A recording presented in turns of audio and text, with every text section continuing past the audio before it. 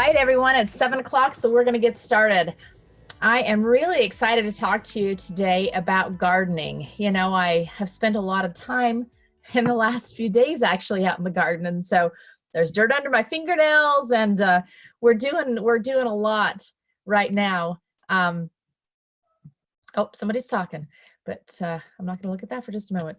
Anyway, so everybody I think is getting a little bit more of an opportunity to get out in the garden because we have a little extra time. I know that in the past, myself, I've always had to just cram everything into a Saturday, but now I don't have to do that anymore, which is quite nice. So, you know, I'm going to fix something, sorry, real quickly here. I'm going to see if this will, there we go. That'll fix it. Good. So let me give you a little bit about my background in gardening. I don't know why, but I've always loved to garden. I think it's because I just really like to create things. And so even from when I was little, I was one that was in charge of planting the garden. I will always remember my parents' garden. It was on the side of the house, and I swear it was the hardest dirt known to man. And so I'd be chiseling my way through that, trying to find a place to poke a pea in, and the dirt was so hard it wouldn't poke in, and we'd have to chisel some more. And it certainly wasn't probably the best start to a garden, but surprise, surprise, it actually grew occasionally. That moved to when I was in school, in dental school, we had a patio outside of our apartment. And so I would go to yard sales and I would buy all sorts of pots and different containers. I had a chest that I bought that would open up. I filled that with dirt. I found all kinds of different hanging pots and I hung them all over the fence that surrounded our patio. And I literally had a virtual jungle because it was in Omaha, Nebraska, and it's very humid there. And the tomatoes would grow in those pots. They'd grow like 6 feet tall, hanging out of these pots. And people would walk by and go, "What in the world is that?" I even planted lettuce as the edging until the maintenance workers came and weed whacked it all down. That made me a little sad. But I've always gardened. The next house that we were in was a weedy patch in the back and didn't even know what it was.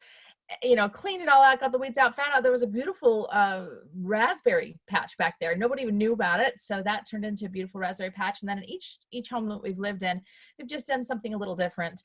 Now we have a pretty big garden. You're going to see it here in a few slides. And I love to learn about gardening. But what I've found over the years is that the simpler I can do it, the better it works, the more success I have. So that's what I want to really share with you today is this doesn't have to be something magical. This doesn't have to be something mysterious. It doesn't have to be hard. There are some very simple rules that if you follow those, you will be successful. You know, people will come to my garden and they'll say, "Oh, you just have a green thumb." I think, well, there's no such thing. There's no such thing as a green thumb. There's no genetic propensity to being able to garden well. So it has nothing to do with that. It's just simply following the rules. Or they'll say, "Oh, I tried to garden, it just didn't work out. I'm not so good at that."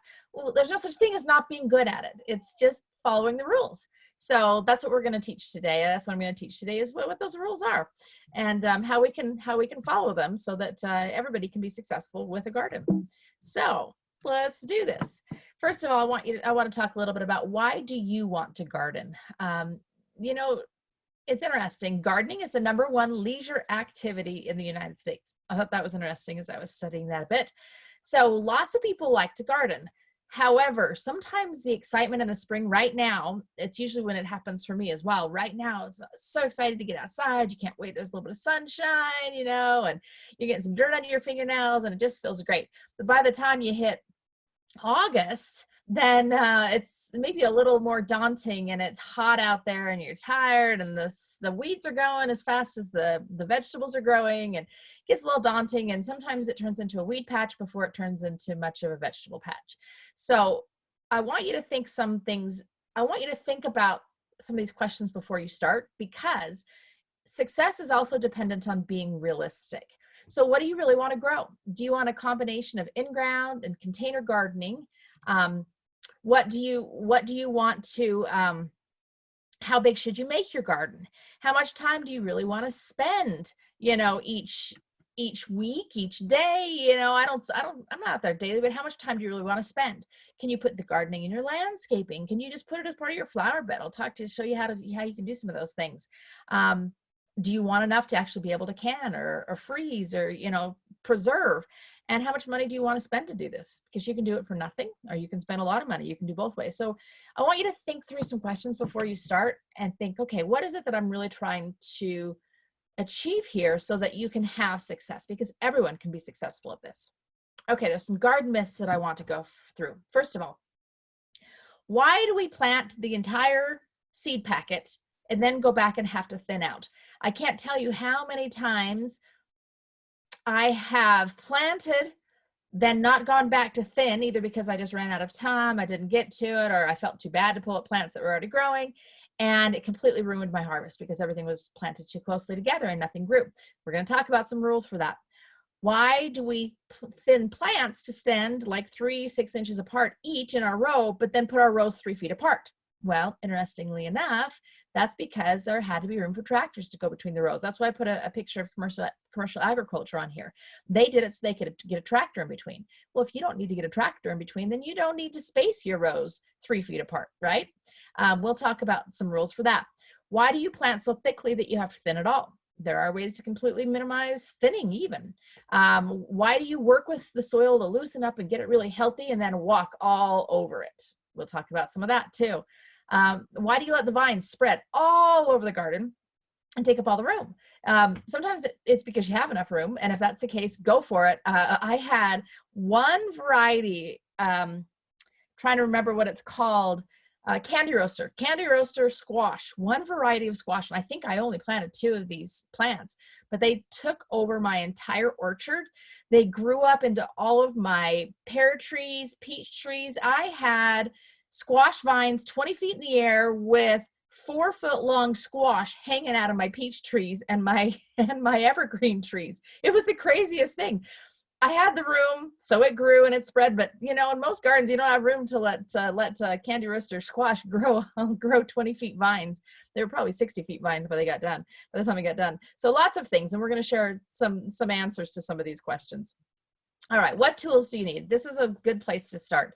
You know what? I literally use 2 things for 95% of my gardening. This is one that I learned, I would bet 20 years ago in a gardening class that I took. I learned about this Japanese gardening knife, and it is the only thing that we use in our whole family. So we have 4 of them. We've actually duct taped the handle with orange duct tape because the handle often kind of blends in with the dirt and you can lose these things. We call them a digger. So we just always say, who has a digger? Who has a digger? And these can do everything. They can plant, they can dig up weeds, they can mark rows, they can actually cut. They have a little cutting end. A lot of times I'll just cut off roots off of plants with the end of this. They can pound. Sometimes if you pound too much, you'll break the handle, then you just duct tape it more. These things are nearly indestructible and you can do everything with it. So if I can recommend anything, it's to go to Amazon and find a Japanese gardening knife. And by the way, there's 2 things that I'm going to tell you how to get at the end of this. First of all, there's going to be a free download that has a lot of information in there, kind of abbreviated versions of what I'm going to talk about. And there's actually an ebook that I've written about this as well. It has all the links for all of this. You can go directly to Amazon. You don't have to try to look for it. You can click right in there. Lots of information. It has all the guides I'm going to show you. It has all of the charts and everything else that I'm going to show you, plus more in the book. So that's all to come at the end. Japanese gardening knife, get one today. You cannot live your life without this. I promise. Once you have it, you'll never want to have anything else. Second thing is a pair of gardening gloves. Now I have to probably get 1 or 2 of these, every year because I go through them. I get holes, and then all of a sudden my index finger and thumb get lots of dirt on my fingernails because those are always the ones that get holes. These I love. Again, in the book, it has the link for the ones that I absolutely love. Those, if that's all you have and you can get those for $25, you can be done. If that's all you get, you can garden. I also like to have a bucket. It doesn't matter the kind of bucket. I don't care what kind of bucket, but you just usually need a bucket to put weeds and things in. And I do like a garden cart. If you get anything like the harvest that I get, sometimes we have to use big Rubbermaid totes and carts to be able to bring the harvest in because we have a lot. So that literally is all I use. That's it. That's all you need. Okay, where should you put your garden? So this actually is a picture of my garden, but I'm going to show you a genesis of it in some later slides. It'll be interesting to see where this came from. And this is actually not today. This is probably 4 or 5 years ago before the greenhouse was completed yet. But what I wanted to show you is First of all, when we moved into this home, I'm on an acre of land. So it's a pretty large plot of land, but it's long and skinny. So you can see that house right behind me. So I'm just looking out the back door of my home right in this picture. And that house right back there, half of what we see between that house and my house is their yard. So it's quite narrow, but it goes long. Well, the existing garden when we moved into this house was clear at the opposite end of the yard, clear in the very back corner. Well, I looked at it out there and I thought, if I put it out there, it's going to turn into a weed patch and I'm never going to go out because it's going to be too far and I'm not going to want to walk and I'm not going to do anything with it. So where we're looking right now in this picture was all grass. That was where, that was the soccer field. That was the playground. That was everything right there. I took it all out and turned it into the garden. And you know what? That's been one of the very best decisions we've ever made in this yard, because we live in that garden. We eat in that garden. Just tonight, I went out and I picked bok choy and radishes out of the garden and had 2 big bowls full and brought them in. I told my husband, I said, we're already doing garden to table. It's already started. And so because it literally is 20 steps out my back door, I go there every single day. I don't mind going there 2 or 3 times a day. So I've heard that the best fertilizer for a garden is the gardener's footsteps. What that means is the garden will do better when you're in it. So put it somewhere where you can find it. Out of sight, out of mind is literal. Now, I want you to think about positioning too. Most vegetables need a minimum of 6 hours of sun, and most like full sun. Some don't, but there's some ways to position it between other crops so that they can get a little bit of shade that they need. Full sun is the best. So again, where we're looking in this picture right now is we're looking due north. So that means all of my garden is south facing. My house isn't shading it at all. It's far enough away from my house, and everything is pretty much getting full sun from the south right here. Keep your garden about 20 feet away from shallow rooted trees. Which ones are those? Maples, elms, those are sorts of things you're going to run into those roots as you're digging.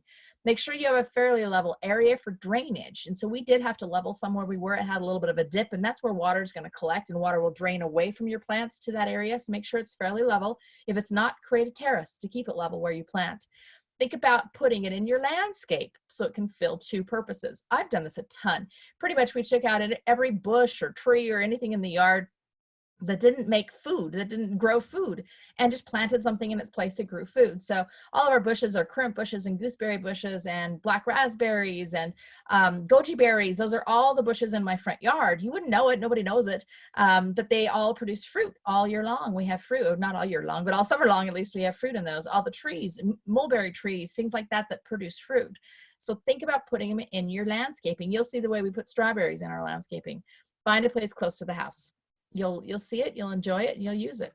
Should I grow organically or conventionally? Okay, so let's get into a little bit of the nitty-gritty of things here for a minute. What does organic mean? So the classic definition is organic gardening is gardening without chemical sprays. That would be pesticides, which pesticide kills a pest, kills a bug, or herbicide, which means it kills a weed. So organic gardening does not use anything that kills a bug or kills a weed, and artificial fertilizers. So my definition of organic gardening is gardening the way nature intended it, using natural resources to grow healthy, productive plants. So I want you to think about something just for a minute. So I want you to imagine you're walking into a beautiful wood, a wooded area. There's big trees.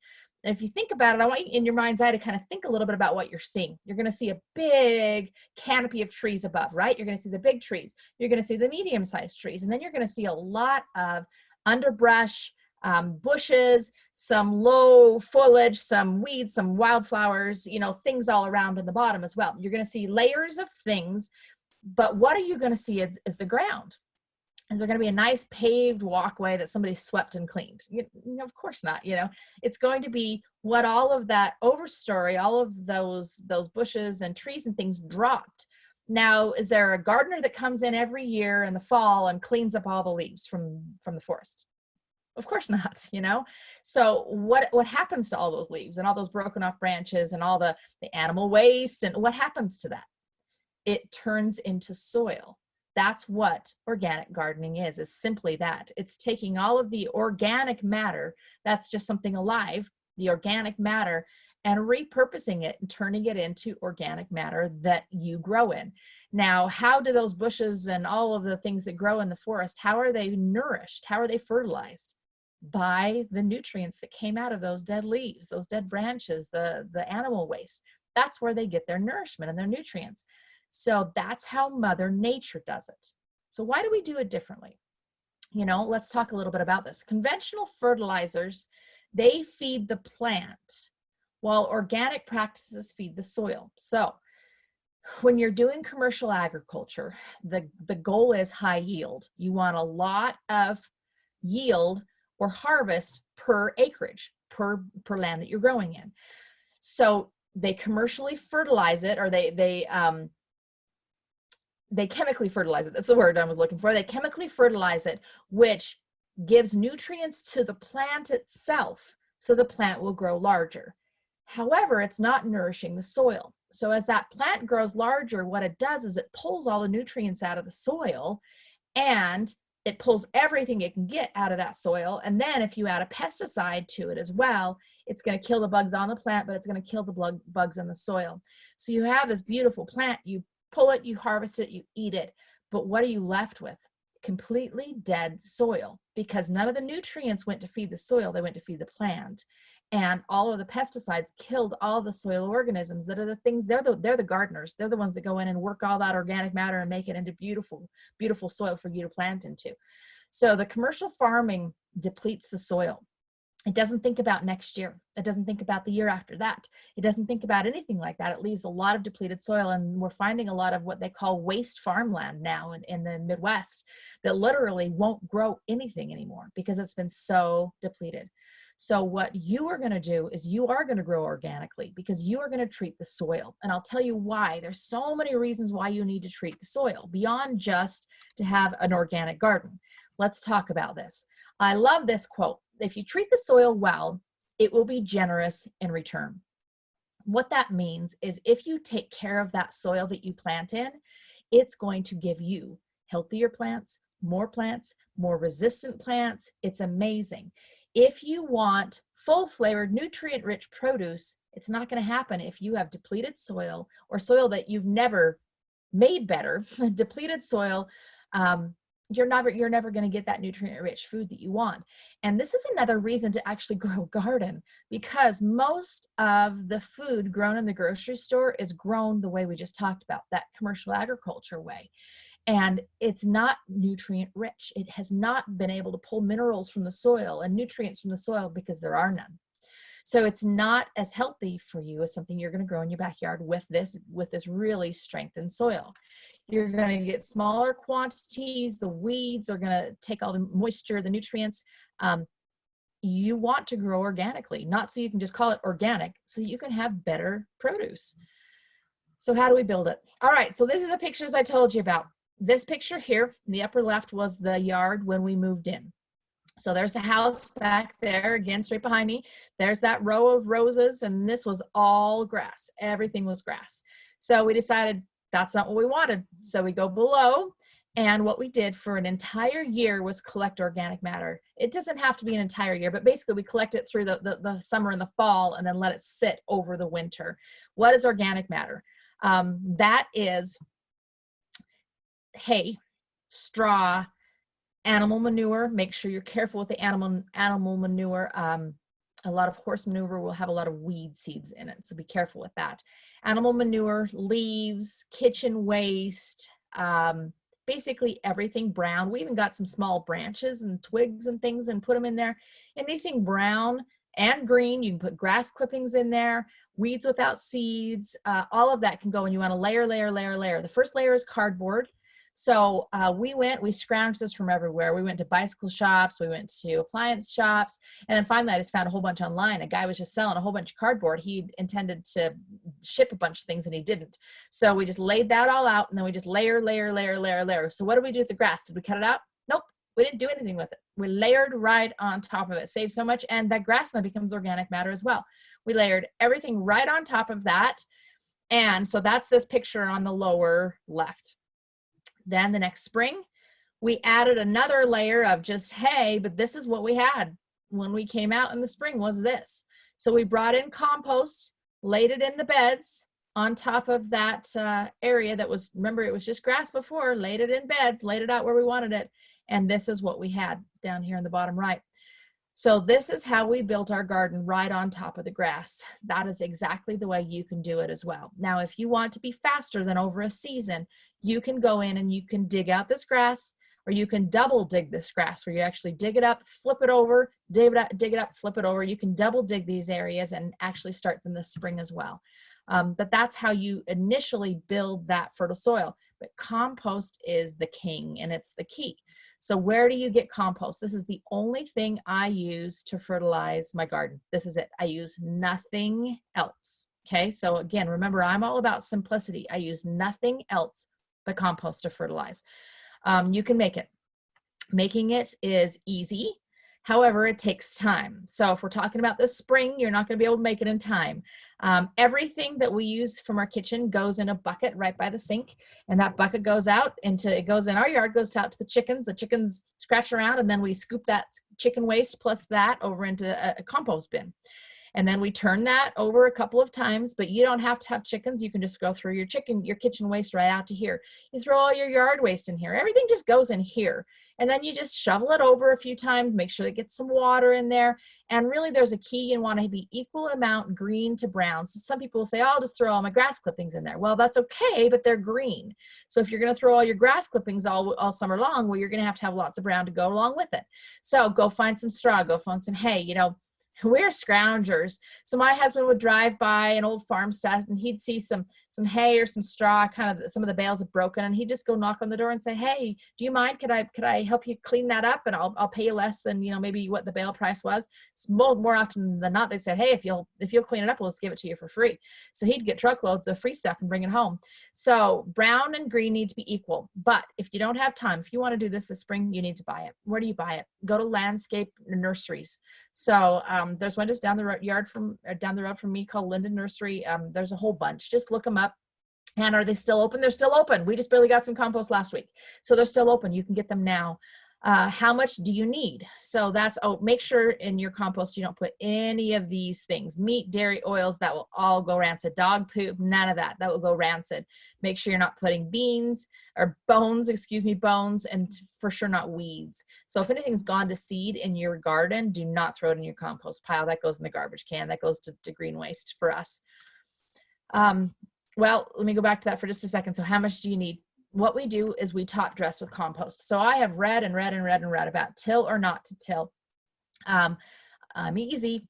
We don't till. We don't till ever. And if anybody's ever seen my garden, you need to see a picture of my garden. In fact, I don't think I have a garden in full swing picture in this, but my tomatoes will be 8 feet tall. I will have a row 15 feet long, 8 feet tall of tomatoes. I have broccoli that's probably, I don't know, 4.5 feet tall.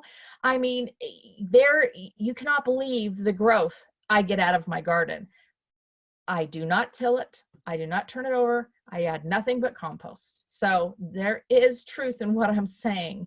How much do we use? We use typically about 2 to 3 inches of top dressing of compost, and that's it. So if you're initially starting it, you're going to need to add it deeper into that soil. But every year I just add 2 inches on the top of it. That's it. That's all I do. So we don't need a ton because we're not rebuilding everything every year. We're just top dressing. When you think about it, when you're planting, when you put the seed in, you're putting it into the most nutritious part because you're putting it into the compost. It's full of nutrients. Then that compost is going to drip down and drop down nutrients into the rest of the soil as the roots grow down. So you don't need a ton of it. Just enough to put 2 or 3 inches on the top. All right, so what should you plant? There's one thing that I want you to look up. It's called the Environmental Working Group's Dirty Dozen or Clean 15. What this is the Environmental Working Group does a study every single year where they study which things are the most contaminated with pesticides and herbicides in our grocery stores. And then they make a report of which things are most contaminated. These are things that I often will go off of to make sure I'm growing these things because they're the most contaminated. Either that or you have to buy them organically. So I have not eaten a non-organic strawberry in about 4 years. The reason? Because it has been #1 on the Dirty Dozen for at least 4 years. Extremely highly contaminated. If I want you to look at these and pay attention, every single one of these on the Dirty Dozen, we eat the outside. We eat the outside, so we eat the part they would spray. So it makes sense that they'd be most contaminated. Spinach. Spinach is so easy to grow. Don't buy spinach, just grow spinach. I have tons of spinach in my greenhouse right now, just all ready to go. Kale, the same thing. Kale's super easy to grow. Nectarines, these are all, fruit tree things. Nectarines, apples, grapes, peaches, cherries. Thankfully, where we live in Utah, we can grow these beautifully, all of these things, in fact. Pears, so make sure tomatoes, celery, potatoes. Celery's harder to grow. It's the one thing that I cannot, well, I have grown it, but they end up being little spindly little dudes, not thicker ones because of my shorter growing season. So that's the one thing on this list that I can't predictably grow. But you know what? I can live without celery if I have to. So the other things I make sure to grow. Start with food that you already eat as well. So we're going to look at, okay, what do I already eat? What do I always buy at the grocery store? If it's, if lettuce is always on your list, if cucumbers are always on your list, then always grow lettuce and cucumbers. Those are things you're already eating. What things do you look forward to? What things do you really enjoy eating? What things would be a treat for you to have right outside your back door? Cucumbers are pretty pricey. And, in the middle of the summer, my gosh, I've got, 25 out there just waiting for me at any time. I'll just go out and just eat it straight from the garden because it's a treat. I love them. So what things do you love? What things do your family love? What things do you already know how to cook? Those are the things you want to grow.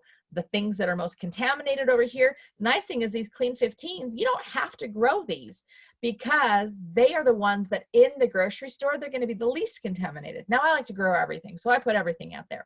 But I'm glad because of avocados, pineapples, papaya, I can't grow any of those. So a lot of these things we can't grow, kiwi. So it's nice that those are the least contaminated things because we have to buy them in the store if we want them. Organically grown foods are more expensive. So try to buy organic for the things that we have to, but don't bother with these things down here. Bananas actually aren't on this list. They usually are. And so usually I've said, don't buy organic bananas. It's a waste of your money. You throw away the part that they spray anyway. So just pay attention to that. It's a way to save money also. Where do you get your seeds? Okay, not all garden seeds are created equal. You want to buy non-hybrid or heirloom seeds. And heirloom, people always think, oh, those are just the old kinds. No, it doesn't have anything to do with that. What an heirloom seed is a seed that hasn't been genetically altered. So hybrid seeds have been genetically altered. And the reason they alter them is just simply to change their characteristics. So I always like the example of, have you seen the Roma tomatoes in a grocery store? Have you noticed how they're kind of squarish? They're not really round. They're not really oval anymore. They're kind of squarish. They've bred them to be that shape so that they will sit on top of each other in shipping and not roll around. They have not bred them for taste though. Have you tasted those square Roma tomatoes? They taste like nothing. Like there's literally no flavor in them. They taste nothing. So they've bred the flavor out. They've bred in the squareness so that they ship easily. So hybrids, a lot of hybrids have been bred for flavor or for color or for, pest resistance, those kinds of things. And it sounds great. The trouble is, right down here, it talks about it. The problem with the hybrid seed is it won't predictably reproduce, meaning, let's say that we have another pandemic like this next year, heaven forbid. But you have prepared this fall and you've saved seed from some of your plants because interestingly enough, I just went on to try to find more spinach seed yesterday. Half of the seed companies are closed because they are completely wiped out from seeds. Everybody's trying to garden right now. So let's say this fall you say, wow, I really want to try to get ahead of the curve. I'm going to save some seed from some of the things that we have are so easy like this, like pumpkin seeds. Literally, it's the seed you scoop out to clean out the pumpkin. That's what you plant next year. It's so simple to save seed. But if you plant a hybrid seed, you can't do that. It will not grow the same pumpkin that you grew this year. They're genetically modified. We don't want genetically modified seeds. We want these hybrid non-change seeds. They're usually better varieties. There's a better collection. I cannot believe the beauty in heirloom seeds. They're absolutely gorgeous in diversity. Here's some places to get them. Baker Creek Seeds, that's my #1 favorite. That's where I get everything unless I can't get it there. Then I jump to the next two, which are Johnny's Select Seeds and Territorial Seed Company. Again, the ebook has all this information in it. Do you need to buy organic seeds? Well, organic seeds come from a plant that was grown organically. So the seed itself, sure, it's genetic material, wasn't sprayed, wasn't contaminated that way. But really the seed's probably the part that would have had less contamination. If you plant that seed and you grow it organically, that's going to impact the food you grow much more so than the seed you planted. So I don't always go and spend that extra expense to get the organic seed because I know I'm going to grow it organically. So that's the part that really matters. Save a little money. Which plants need to be grown from starts? So there are some things that need to be grown from starts. I just transplanted all my starts yesterday. I've been growing them since February, so it may be too late. Actually, you can put cucumbers, squash, melons. Those all got planted just yesterday, and they're fine to grow. They take about a month, which is about the time that you need. So which things need to be planted from starts? Those are those that in your growing season, you don't have a long enough time to go from seed or don't predictably start from seed. So the things I've always grown from starts have been tomatoes, peppers, sometimes melons. The problem is we have a shorter growing season. And so oftentimes the melon plant will grow great, but I won't get ripe melons by the end of my growing season unless I start them beforehand. Some herbs I like to start ahead of time, and I will start a few cucumbers, squash, those kinds of things, just to get a jump start on things, because it'll give you a month jump start on the growing for it. Where do you get them? So nurseries, there's great variety at nurseries, but you know what? This is a trick. Grow your own for sure, but we may be a little late for that this year, but in the future, that's a great way to go. But here's a little trick on KSL. Oftentimes, in about 2 weeks from now, KSL or Craigslist, if you're not in Utah, there will be people who have been exuberantly gardening, and they'll have way too many starts than they can actually use. And so I have gone to so many people's homes, and now you can't do that, but hopefully in a few weeks we're going to be able to. Gone to so many people's homes, met so many great people, and bought some of their starts that they've been lovingly caring for all spring long. So that's a great place to buy them, and they're always less expensive that way too. Where do you plant different crops? So this is actually not a picture of my tomato plants, but this is exactly what my tomato plant is to look like every single year. If I were to plant these tomato plants on the south side of my garden, it would completely block the sun on that everything north of those tomato plants would be blocked. All the sun would be blocked. So that would be a very poor choice for me. However, there are some things that like a little bit of shade. So in between my tomato plant rows, I'll put lettuce, peas, some of those kinds of things. The reason I'll put peas is because peas grow first. Peas can be planted a month ago. I just barely planted mine yesterday. But you can plant them now, you can plant them later, you can plant them whenever. Peas can go in. They're a cold weather crop. They already come up and are really pretty much producing before the tomato even kind of breaks the ground, So I love to think about where things can go. They might shade it later, but by the time the tomatoes are this big, my peas are done and gone. So it doesn't matter. Same thing with radishes. They're done and gone. So they can go right up next to where those tomatoes would be. So think about some of those things. Think about where to position them. Make sure that when you're replanting it, I didn't talk about that. You can do successive plantings of things as well. So spinach, spinach, lettuce, radishes, you can just keep planting those, and that way it prolongs your harvest. Make sure you're adding compost when you do that. Or if you replant, so if I pull out all those peas midsummer or so, when they're all done, if I pull those out, I put a little bit more compost back in there, I could plant some, let's say some winter spinach or fall spinach or fall kale, something like that could go in later on for a later crop. Grow up. So I have some fabulous tomato cages that are concrete reinforcing wire. They're the 4-inch concrete reinforcing wire put in a circle and twisted together. My sons built all of them for me. They're fabulous. And they came up with a design that has 2 different sizes, so they'll nest inside of one another. So one's slightly narrower in diameter than the other, so they'll fit inside each other because they take up a lot of room to store. The beautiful thing about those, though, is they're tall. So my tomato plants can go up rather than out. I grow a lot of things up as much as I can. My cucumbers all go up. You have to help those a little bit grow up. Beans, of course, grow up. Everything that you can get to grow up, that will save you space down below. And don't limit things to vegetables. I love throwing in some flowers and things. Marigolds, nasturtiums, tansy is a great perennial that you can put in. Calendulas, I have a lot of those all over my garden. There's a few reasons to put those. I think it's beautiful. I actually grow the real morning glory, the one that's really called morning glory. I grow the other one too that I don't like, the bindweed, but grow the real morning glory. They grow up my cucumber trellises every year. But anyway, the reason I like them is because they're beautiful. That's one of the reasons I like them. But also insects like those plants. And because they go to those plants, they stay off the plants that you don't want them to eat. So there's reason to do that. Another thing is called companion planting. When should you plant? So it depends on where you live. There's a USDA plant hardiness map I'm right about in here. So I usually say I'm 5, I'm zone 5, and anybody in Utah, you're probably in zone 5.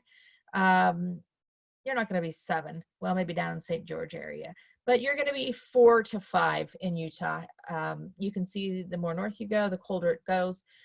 In Utah, where I am, zone 5, typically the rule is we plant cold living crops, which we're going to get to those right now. We plant cold living crops here by now.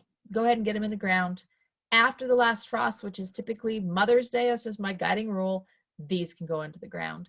So that's what I plant and when I plant. Early spring, after last frost. Now this isn't an all-encompassing list on here, but you can see actually more things can go in early than late. I used to think that there was some rule that this was a lot of, leaf crops and things, and most of the leaf crops are actually early crops. But some of these things are similar too.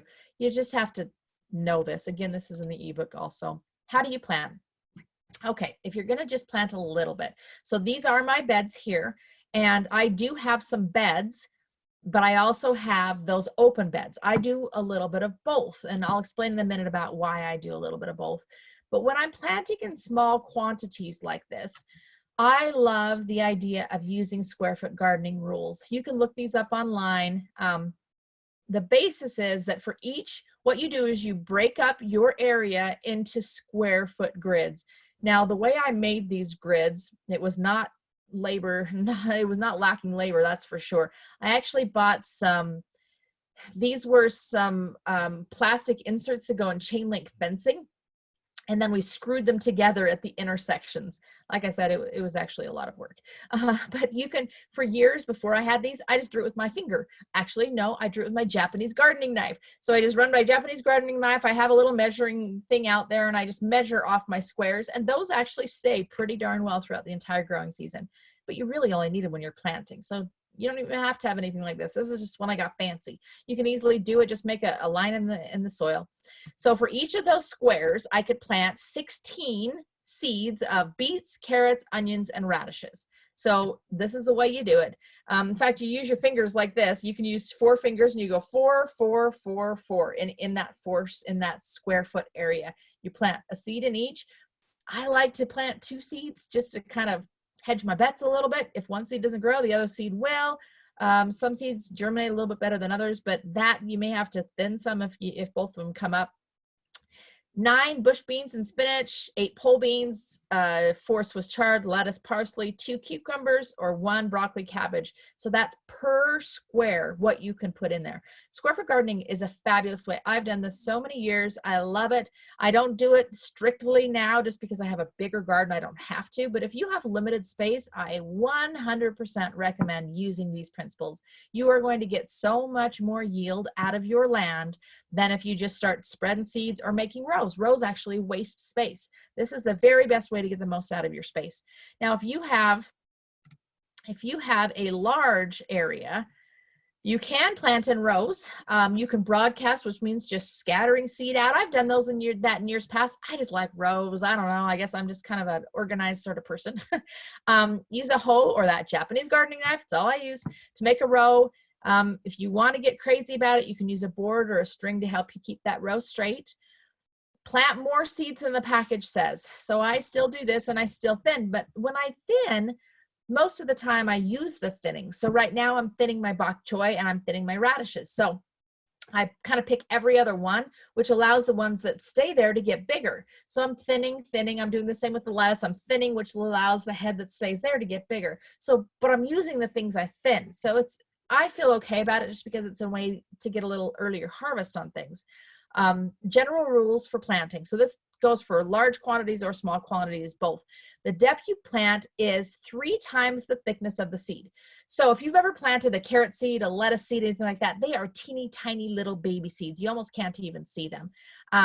So you're not going to dig a great big trough, drop those seeds in the bottom, and then cover it all over, because it's going to take a long time for that poor little seed to get up to the surface. You only want 3 times the thickness of that seed. That's just a teeny tiny little bit of dirt just sprinkled over the top.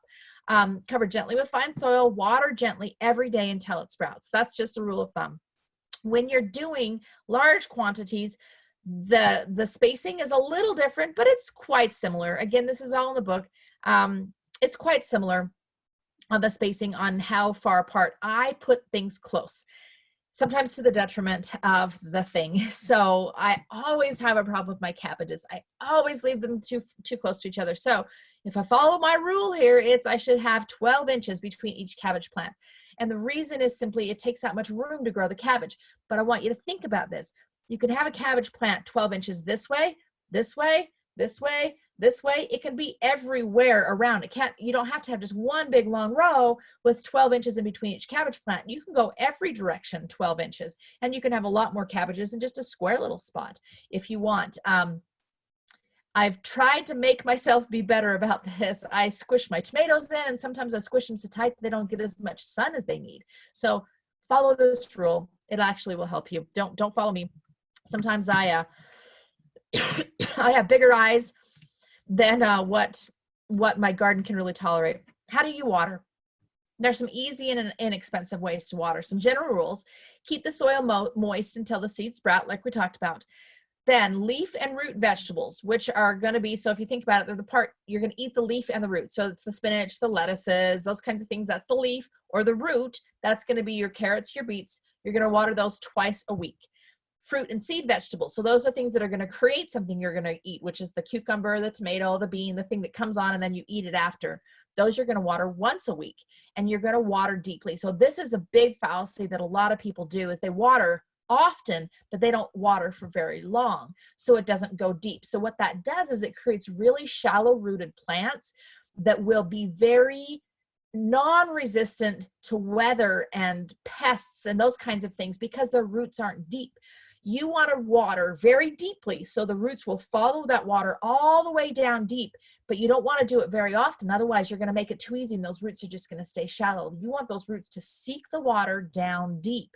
That's going to give you a very resistant plant. They're going to be resistant to heat surges and to drier conditions. They're going to be more resistant to pests. We're going to get to that in a minute about how I do pesticides, which I don't do. You'll find out. But make sure that you water long enough, 30 to 45 minutes, and only twice a week, only once a week for some things. The easiest way to water is overhead. So that's, a picture like this, that's your rainbird, that's the easiest. Now, the downfall of that for sure is that you're watering everything. So you're going to water the weeds too. Well, what I do is I do mostly overhead watering. I have some in my greenhouse that's drip irrigation. I do mostly overhead, but I just build pathways. And I believe we're going to get to that in a moment. Maybe not. Maybe we skipped that. If we skip that, well, I'll just tell you now in case I skipped it. What I do is I always build pathways. You need to make sure that there's a pathway in between that you can walk on. You never walk in your bed, but you have to have a place to walk. I only have about a foot in between my beds because my foot's only a foot big. So I don't need more space than that. Otherwise, it's just wasted space for me. So I put a foot in between each of my beds and I mulch those. So I put actually wood shavings, not wood chips, not the kind you see in somebody's flower bed. Do not use those kind. I use wood shavings. So it's when they cut down a tree, they have to chip that tree into little, they're brown, they're light brown. They're not the dark stuff. That's what I use in between my paths, on my paths. And if you mulch that heavily enough, you're not going to get very many weeds. So I use overhead watering. It's easy. It's inexpensive. Now in my old yard, I did have drip watering for everything. It was great. It delivered water just where I needed it. But you know what? It was a pain. And half the time I was like, I didn't want to go start my garden this year because I've got to deal with all those water things, because you have to change them every single year and you have to rehook them and then they break. And anyway, like I said, I'm simple. So we just water from overhead and we deal with the weeds, and we just take care of the weeds. Like I said, ground watering is difficult. It's more expensive. It saves water and it's effective, but it takes more time. You can also water by hand. If you have a small area, watering by hand is beautiful. Then you get out and you get to see what's going on in your garden. How do you rotate crops? Okay, this is getting a little fancier, and you don't have to do this right now. You don't have to know about this, but I do want you to think a little bit ahead on your planning. So this is a picture I took just this morning because this is my 2020 gardening plan. And in that little binder that you see behind it, I probably have, I have every year that I've planted in this garden. So it's going to be at least 7 years worth of garden plans, and they're identical. I copy them every single year. The thing that's identical are my beds, the outline of the beds, the size. I've already drawn them out once. I know exactly what they are. But what isn't identical is every single year I move where I plant things. So you can see in the picture on the left there where it says like 7, 6, 5, 4, 3. Those are, I have 11 or 12 beds that go all the way next to each other. And you can see this year I'm going to be planting tomatoes in bed number 4. It shows it right there. I'm going to be planting tomatoes in bed number 4, where you can bet that my tomatoes were not in bed number 4 last year, because the tomatoes and anything in the nightshade family. So nightshades are tomatoes, peppers, potatoes, and also cabbage, broccoli. They are very, very heavy feeders. What that means is they're going to pull a lot out of the soil.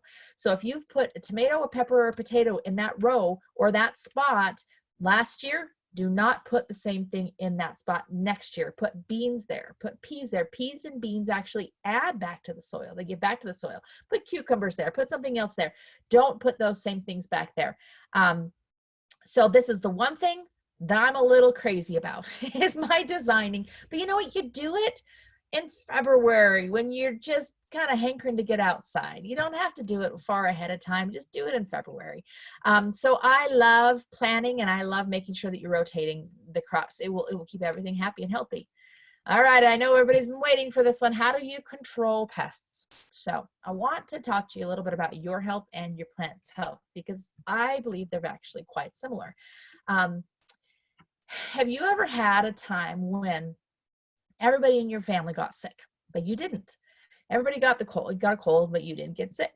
And you think, well, why didn't I get it? I'm just so lucky. No, you didn't get it because your immune system was stronger. Really, everything that we get, that we overcome, our bodies take care of it. Our immune system takes care of it. That's the only thing that can heal us. Nothing else does. So your own defense system is the thing that keeps you healthy or allows you to get sick if your own defense isn't strong enough. The same goes for your plants. That's why you have to treat the soil well, because if the soil is full of nutrients, your plant is going to be strong. Basically, its immune system is going to be strong. It's going to be able to naturally resist pests. Again, think about that forest. Nobody's spraying pesticides in that forest. So how are those things surviving? They've pulled nutrients deep from the earth that have made them strong and resistant. The same thing goes for your plants. I use no pesticides at all, nothing. And I know people have said things like, oh, you can use peppermint oil, which I love the idea. I think that's great. I've used neem oil in the past. I've used, what's it called? I can't even say the word, pyrethrin, something like that. I've used that in the past. I've used some different things in the past. I have used nothing for probably the last maybe 10 years, nothing at all, because I build my soil so strong, so full of nutrients that the plants themselves are resistant. I also water deeply. Remember we talked about that. I water deeply so that those roots go down deeply and they're finding all the nutrients deep in the soil. It's going to make them stronger. I also plant those companion plants. Remember those flowers that are pretty? Well, there are other things too. They also attract the insects to them, which will stay away from the plants that you want them to stay away from. The other thing I do is I scatter things around. So I just planted this yesterday. I have 3 areas of lettuce in my yard. So if something decides to attack the one area of lettuce, oftentimes it misses the other 2. So I spread them out, and you'll be interested to see when you spread things out and you don't put it all together, that some will do better in some places than others. And I like to spread things out. So put a little here, put a little here. Don't put all like your brassicas together, cabbage, cauliflower, broccoli. Don't put them all together, because the same moths that like cabbage like cauliflower, and you don't want them to be able to find it easily. So I know that sounds funny, but it's literal. Spread them out, make it harder to find. Put some companion plants, some things that those bugs like better next to them. Dill goes next to cucumbers. Marigolds go next to tomatoes. You may have heard some of these things. I put nasturtiums and calendulas all over the place, and they reseed themselves. Isn't that fabulous? Like, I don't have to plant them at all. They come up way more than I want next year, and I usually end up pulling a bunch of them out. But that's my pest control. That's literally my pest control. Now, sometimes, and remove dead plants quickly, because that's where the bugs are going to be. Get them out of there, and don't put them in your compost. You don't want those bugs in the compost either. Just get rid of that. sometimes I'll get bugs. So what I always find is that my early broccoli, I can harvest my broccoli, clip, clip, clip, clip, clip. Everything's looking beautiful until about like late August, which broccoli is an early crop. So, I mean, it's pretty good that it's grown by late August. Late August, it has aphids. And people are like, oh no, what are you going to do with that broccoli that has aphids? I'm going to leave it alone and let it sit there for a little while. Because guess what happens?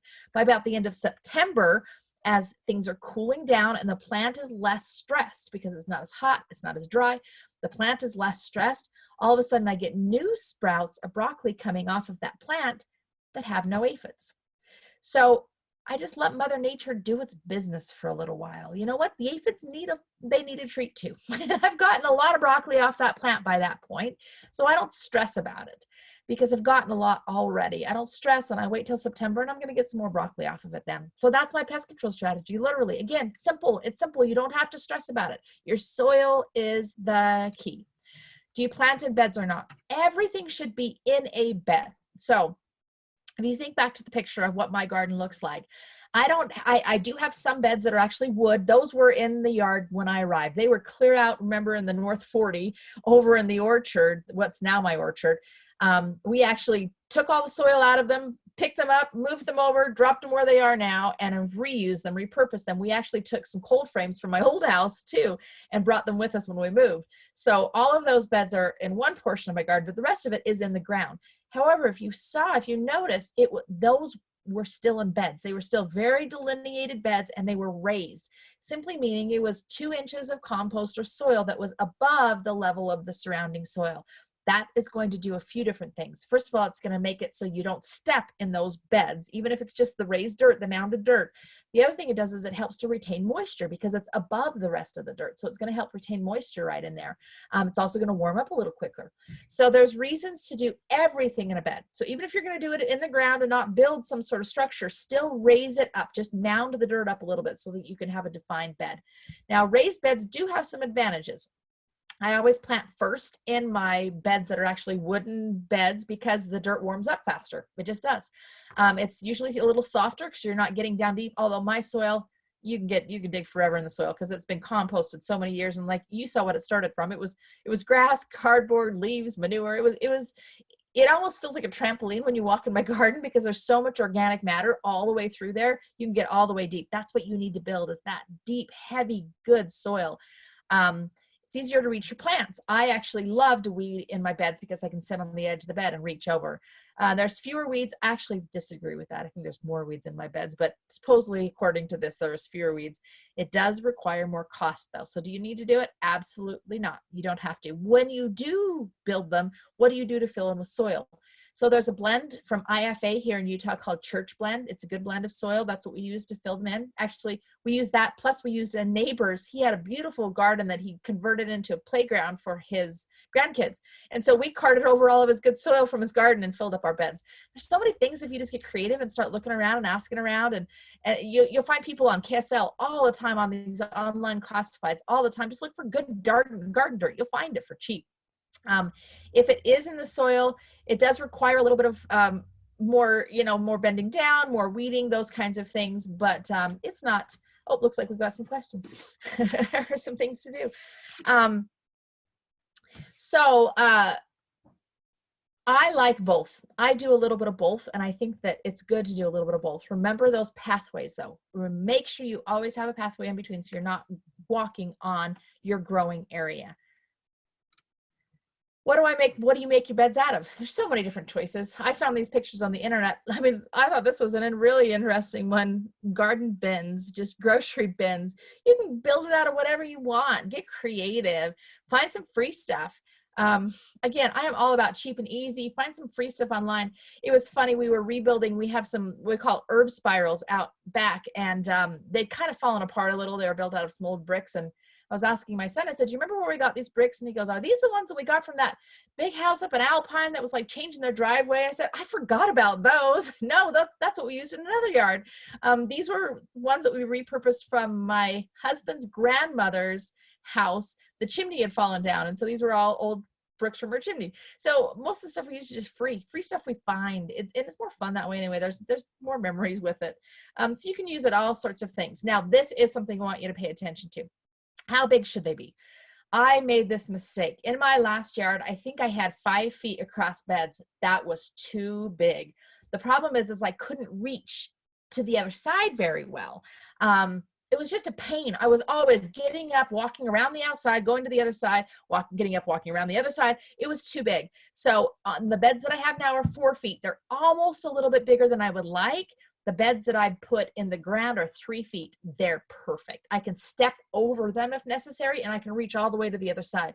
So ideally, 3 to 4 feet is as wide as you're going to go. How big do you need for a walkway? It just depends on what you want to get through that walkway. If you want to get a cart or a wheelbarrow or something, then make them about 2 to 3 feet wide. If all you need is your own foot, then a foot wide is plenty. That's all I have is a foot wide in mine, because I'm not going to pull a cart in there usually, unless it's in the fall, and by then it's okay if if it gets into the bed a little bit. Think about the harvest. How many things can you really eat? Sometimes I get a little overzealous on this one. This year I told my kids, I said, I'm not planting as many tomatoes as usual. And they said, oh no, why not? I said, oh, I don't know. I think 45 tomato plants has been just a little bit too much in the past. Sometimes we'll literally harvest in these huge Rubbermaid totes, and I will get, 500 tomatoes all at the same time. It's been a little crazy. So really, how many of something can you really eat? Think about that when you're planning your size. Start with 1 4x4 block per person. So that'll be 16 squares per person. A maximum really is 2 of those 4x4 blocks per person. So how many people are you feeding with this? You can get so much in a little space. You'd be amazed at what you can get. What if you don't have a garden? Okay, we've talked a lot about gardens. What if you don't have one? People have said this to me. I live in an apartment. What do I do? There's so many things you can do. You can plant crops in your flower beds. If you have flower beds out front, if you're in a condo or something like that, there's oftentimes flower beds. Lettuce is a great edging for things. You can plant vines against the wall, and people grow flowers up their wall. Why can't you grow cucumbers up your wall or melons up your wall? Like I said, leaf lettuce, root crops can be grown all the way through flower beds. Cabbage is beautiful. In fact, I love to do this. Sometimes I'll go to really ornamental things at big office buildings, and I'll look at their flower beds. You can't believe how many of them have kale and cabbage as part of those flower beds, because they're pretty. Might as well. Corn can be planted in a tiny little corner somewhere off to the side. Peppers are very ornamental. I've seen people grow pumpkins all the way through their flower beds before. Bushes, like I talked about, we have currants and goji berries and gooseberries all up front. You can grow tons in containers. I grew so much in containers when I was in dental school that I would have neighbors come and say, hey, do you have a pepper I can have? Hey, do you have, because they knew I had enough to spare for myself and for them, because we were growing a ton out of those containers. If you grow in containers, make sure they have drainage holes. So that was one problem I had with that chest I bought. I didn't punch holes in the bottom, and I should have. So it got a little stagnant in there. Use potting soil that contains peat moss. The reason you want to do that is because it will hold the moisture. That's the biggest problem with containers, is they dry out. Keep them very moist. You'll have to usually water daily, and you are going to have to fertilize, because remember, that soil is all soil you have given there. So you can get organic fertilizer. You can get a fish emulsion, bone meal. There's a few different things. If you look into them, they have different things in them. Fish emulsion is a pretty wide-ranging one that's a really easy one to use. It stinks a little bit, but it's okay. It works good. Water when the soil is dry to 1 inch. So if you can, fill 1 inch down, it's dry, water it then, and you can grow more than you think in those containers. So this was an interesting one that I wanted to show you. This is further over from the garden, the backside of my yard. When we bought the yard, this was a walkout basement area, and it was just full of these trashy, scrubby looking things. It wasn't very useful at all. So we cleaned out all of that stuff. These are my cute little kids. This little girl is 13 now, so this was a few years ago. Filled in all of these areas with compost. You can see just nice, good compost dirt, and then we planted strawberries. And so now every spring, this whole area is just full of strawberries. Instead of the scrubby little brush stuff, it's just full of strawberries. It's beautiful. Everybody always says, oh my gosh, are those strawberries? Yeah, they're strawberries. They're beautiful. They get covered in white blossoms every spring. In fact, they're just about there. They're just about starting to blossom already. And they're beautiful. So you can grow them wherever. Just use your imagination. All right, so TotalCareDental.com. I want you to go to the blog. We have been putting so much content on there. I'm home, so heaven forbid I would be bored. We're doing this all the time. So make sure you go to our blog, TotalCareDental.com blog, or livingwellwithdrmichelle.com. That's an area that we're really building up right now. Right now, there's a free guide you can go and get. Actually, I think you're supposed to go on the chat, and there will be a link there for that. And there's this ebook that I've been talking about that has all the guides, all the lists, all the forms, everything that I've shown you is in that book, as well as lots of pictures and fun things to inspire you. So I have some questions I see on here. Let me just go through and see what we have. Let's see if we can take some comments here. I'm glad you're excited, everyone. Thank you. Permaculture course free. Great. Permaculture is the way that I do garden. I love permaculture because that is just using the forest model. Everything should help each other where it's planted. Everything should feed each other. A few cases where the non-organic seed is designed to need the chemicals. Very much so. There's called Roundup Ready seeds and different things. So it's very, very good to plant non-hybridized seeds. Yep, hybrid versions for sure. Early spring equals before last frost. Yes, thank you for asking that question. Early spring equals before last frost. So there's things that are going to be planted in the early spring. So we're still going to get frost. Like right now, I have stuff planted outside and it's probably going to freeze tonight. So they're going to be okay out there, but there's some things that will not. So some things you need to wait till after that first frost. Okay, so on this chat that everybody should be able to look at, you can see there's the link for the gardening guide, the gardening ebook. Everything on there is good to go. And I saw that there were some questions, so let me look here. I can't seem to get to the questions. Maybe I have to turn this off first.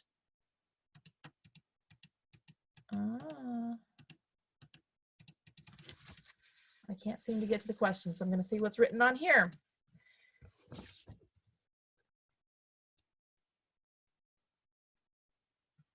How low do you cut the plants when you thin them? Okay, thanks for asking that. How do you thin? So what I do when I thin is, it depends. It depends on how little the seedlings are, how little those little baby plants are. If they're little tiny, I usually wait till they have their first real leaves. So you'll see the first two leaves that come off the plants. Don't pull them at that point. Wait till they get to the first real leaves. Then you'll be able to tell, oh yeah, that's a real plant. That's not a weed. That's something that should come out. If they're very close to each other, I actually use a little scissors and will clip them off so that I don't disrupt the roots of the one that I want to keep in there. But if they're far enough apart, I just hold kind of at the ground and just pull them up, and those go to the chickens, or those go to my salad tomorrow, or whatever it might be, whatever it is that I'm thinning. So how low do you cut the plants? I'm guessing that means when thinning, you want them, you can cut them right at the soil level if you're going to use the scissors, or just pull them completely out if you're going to be thinning. And all you're going to do is just make it so that you have that space in between for them to get enough nutrients, and sunlight is really the thing that you want to thin to. Links to the chart in the ebook, all of that's in the ebook. And yes, we can do what we should do for somebody else. If you have personal questions, make sure to email. That's smiles@totalcaredental.com. Looks like we've got one more question on here. Will there be a replay? Yes, so what we're going to do is we will actually be putting this entire thing on the blog. So make sure you keep that site, totalcaredental.com. It's when you click help information at the top, it comes up all the blog, and this entire replay will be on there. So you can watch it and watch it again.